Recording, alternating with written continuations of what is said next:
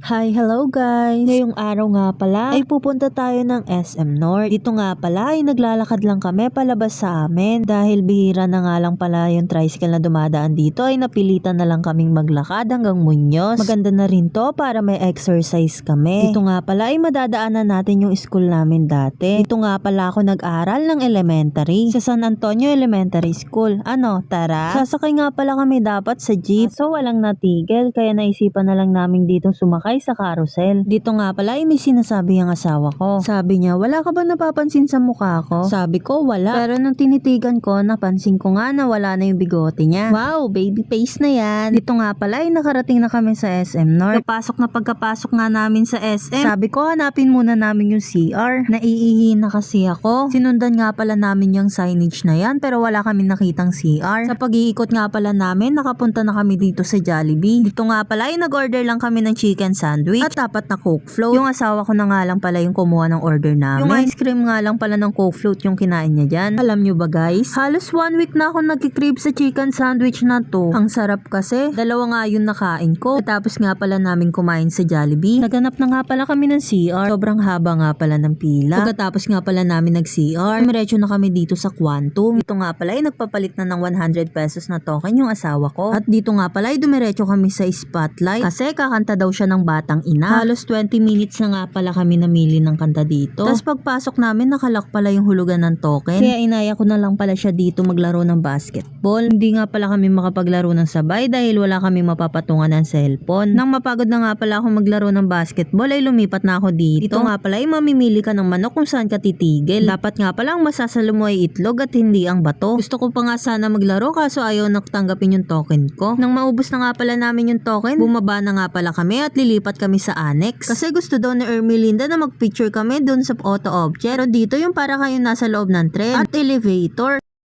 Namayat siya oh. Payat naman talaga ako. Ito nga pala ay nagpalit na kami. Bali pinatong ko nga lang pala to sa damit ko. Tapos na nga pala kami dito magpicture. Dito nga pala ay tinawag ako ng asawa ko. Sabi niya ako na daw mamili ng picture. Tapos nung namili ako, bakit daw yun yung pinindot ko? Lumabas na nga pala agad sila. Hindi man lang nila sinulit yung pag-picture.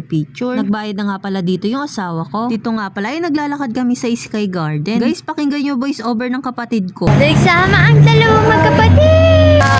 Cheese to cheese. Opo, naglalakad nga po pala silang dalawa. Dito nga pala kami kakain sa Giligan. Nauna na nga siyang pumasok dito. Umupo nga pala kami sa dulo kaso ang init. Sakto yung katabing upuan patapos na sila kumain. Nang matapos nga pala yung linisan ay lumipat kami doon. Tan na nga pala kami dito ng menu. Ito nga pala yung mga in-order namin. May sisig, may lumpiang Shanghai, may sweet and sour fish fillet. Masarap to guys. At kanin. Meron din pala ditong sinigang sa miso kaso hindi ko na naipakita. Dito nga pala ay sinasandukan niya na ako ng kanin. Titikman ko nga pala tong Shanghai. Masarap naman siya pero mas masarap yung luto ni mama. Humihigop na nga pala ako dito ng sabaw. Ang sarap, grabe. Nabitin pa nga sila sa rice. Kaya nag-order pa sila ng isang rice na platter. Eh hindi naman ako malakas kumain. Sabi ko, paano yun pag hindi nyo naubos? Sabi niya, pwede naman daw yun i-take out. Guys, i-rate ko yung pagkain na kinain namin dito. Para sa sisi, 10 out of 10 siya. Masarap talaga. Para naman sa lumpiang Shanghai, bibigyan ko lang siya ng 7 out of 10. Para naman sa fish fillet, 11 out of 10. Ganun din sa sinigang sa miso. Hindi nga pala namin naubos kaya pina-take out na lang namin. Ito nga pala iuwi na tayo dahil anong oras na. Kinabukasan nga pala, dito nga pala iuwi na siya ng Laguna. Sakto guys, kitang kita sa camera na nahulog yung pakwan. Mabigat yan guys para magsasampung kilo na. Sabi niya pinapahirapan ko daw siya. Kung gusto nyo nga pala mapanood yung naging journey niya sa pakwan, panoodin nyo lang sa vlog ng asawa ko.